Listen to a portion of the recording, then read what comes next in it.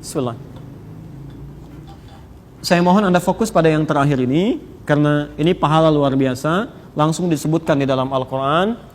Dan ini kalau Anda tidak lakukan, ruginya luar biasa. Rugi luar biasa, demi Allah saya katakan.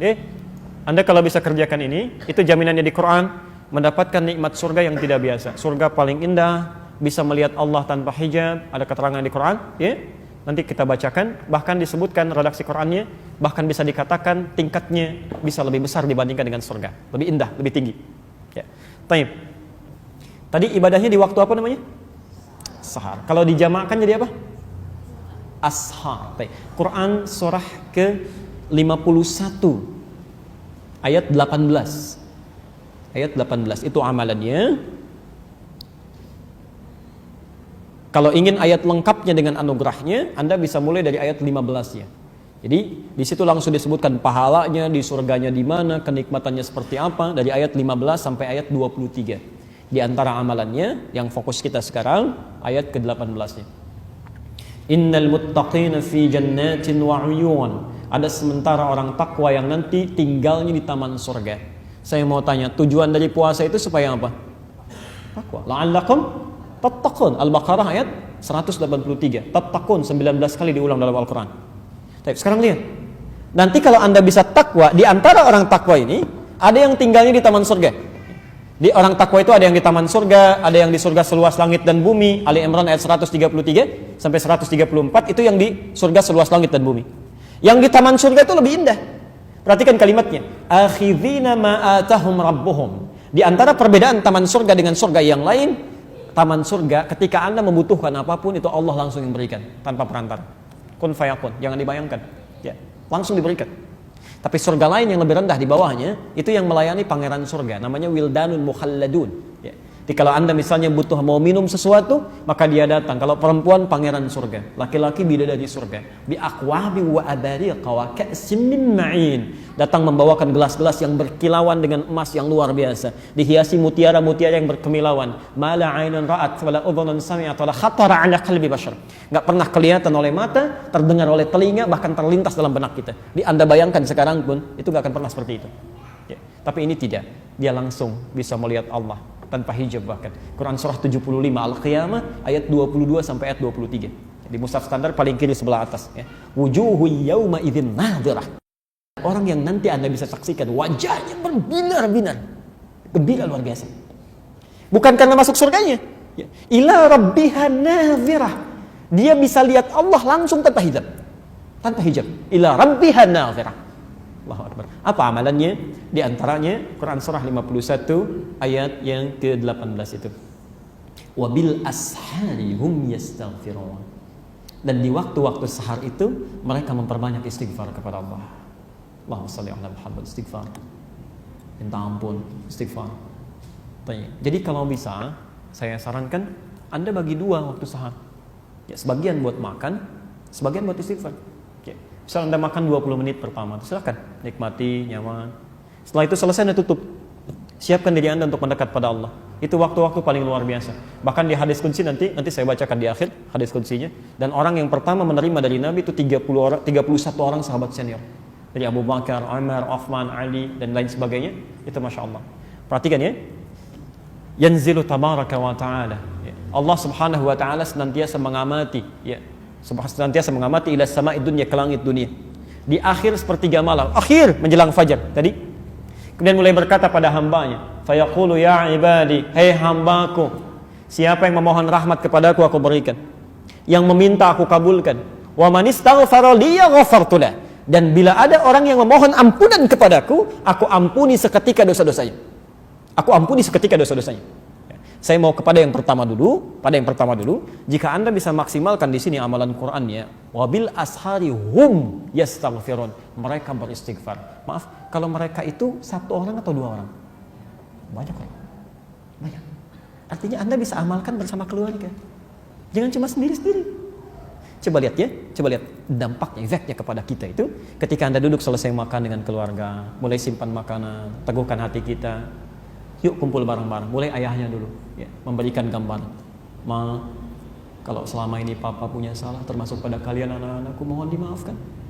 Barangkali dia amanahi oleh Allah sebagai seorang ayah, tapi belum bisa jadi ayah yang baik dalam pandangan Allah. Mohon doakan papa. Sekiranya diambil lebih dulu, diampuni dosa-dosa papa. Ada rezeki yang belum sampai pada kalian. Ya Allah, mohon ampuni. Ibunya sambung, Pak, mama juga mohon maaf. Sekiranya belum bisa menjadi istri yang sempurna, mama bagi kalian yang baik. Tolong doakan supaya lebih baik merawat kalian. Yang paling indah ketika anak-anak Anda berkata, maaf Pak, kami juga mohon maaf. Ya Allah, ampuni. Belum bisa jadi anak yang soleh, belum bisa menghafal Quran, memberikan mahkota di kemudian hari. Ya Allah, ampuni kami. Ketika semuanya sudah larut dalam kebaikan, tiba-tiba semuanya mengatakan, Ya Allah, ampuni kami, Ya Allah. Ya Allah, ampuni kami. Astagfirullahaladzim. Astagfirullahaladzim. Itu Masya Allah, turun ampunan Allah bagi satu keluarga itu. Ghafirallahu ma taqaddama min dhanbi. Selesai, diampuni dosanya. Ghafartulah, kata Allah, diampuni dosanya. Kata Ibnu Qayyim Al-Jauziyah, jika Anda memiliki waktu yang sangat singkat tapi punya banyak permohonan, maka dahulukan istighfar, perbanyak. Ketika Anda diampuni dosanya, maka Allah akan mengabulkan permohonan Anda bahkan sebelum Anda memintanya. Sebelum Anda memintanya. Saya berikan rumus turunan di Quran ya. Ini tidak mudah memahaminya. Quran surah 33, Quran surah 3 ayat 31. Posisi paling kiri di atas agak ke tengah sedikit. Qul in kuntum tuhibbunallaha fattabi'uni yuhibbukumullah wa yaghfir lakum dzunubakum. Lihat kalimatnya. Qul, ya. Allah menyampaikan, katakan Muhammad, in kuntum tuhibbunallaha, jika kalian serius mencintai Allah, ya. Fattabi'uni, buktikan cinta itu dengan mengikuti aku, ikuti Nabi. Ya. Jadi kalau Anda merasa cinta dengan Allah, ikuti Nabi. Ya. Bukan cuma sholatnya saja, ya. Tapi aktivitas kita, bangun, coba bagaimana lihat Nabi bangun tidurnya, makannya seperti apa, jalannya bagaimana, coba kita ikuti pelan-pelan. Kalau Anda bisa lakukan itu, lihat turunannya ya, yuhibbukumullah, Allah akan cintai kita, cinta Allah. Nah, sekarang perhatikan persamaannya. Ya, saya pernah terangkan ini juga dalam kesempatan yang lain. Kalau Allah sudah mencintai seseorang, maka ternyata yang pertama diberikan itu bukan dunia, bukan. Ya. Wa yaghfir lakum dzunubakum, Allah akan ampuni dosanya. Allahu Akbar, ampunan dosa. Jadi kalau Anda dicintai oleh Allah, maka pertama yang dilakukan diampuni dosa itu. Dah, sudah habiskan. Kamu nggak usah punya dosa lagi. Pulang. Ya. Bukankah kalau ada seseorang pernah punya salah pada Anda macam-macam dan minta maaf, yang pertama Anda lakukan kan memaafkan dulu ya. Kalau Anda sudah senang kan Anda bisa berikan apa saja. Masya Allah. Allah ampuni dosanya. Jadi kalau ada yang dicintai Allah, diampuni dosanya. Sekarang lihat sini. Sifat cinta itu selalu memiliki sifat akan selalu memberi bahkan sebelum diminta. Coba perhatikan, ketika anak Anda lahir, saking cintanya padahal dia nggak minta, pakaian dibelikan yang paling bagus, ada mainan yang paling bagus, bahkan nggak pengen Anda belikan juga, ya. Saking cintanya tuh. Ya. Bukankah setelah dewasa Anda tunggu sampai minta? Kadang-kadang belum dikasih juga. Ya. Jadi ketika semakin tinggi tingkat cinta, dia akan memberikan bahkan sampai tidak pernah dimintakan sebelumnya. Jelas sampai sini? Nah, jadi lihat persamaannya. Cinta Allah menghadirkan ampunan. Maka kata para ulama, orang yang persamaan terbaliknya, orang yang sering memohon ampunan kepada Allah, maka lebih cepat mendapatkan cinta dari Allah Subhanahu wa taala. Kalau dibalik, cinta menghadirkan ampunan. Berarti orang yang semakin lama, semakin sering minta ampun, semakin cepat mendapatkan cinta Allah Subhanahu wa taala. Kalau cinta Allah sudah datang karena sering istighfar, maka Anda jarang minta ampun, Allah sudah menyiapkan kebutuhan Anda. Ya. Coba mulai. Ya, barangkali kita diberikan kesempatan sampai malam kelima ini hanya sekadar Anda bisa melakukan itu. Bismillah, kenapa Anda tunda? Maksimalkan. Ya.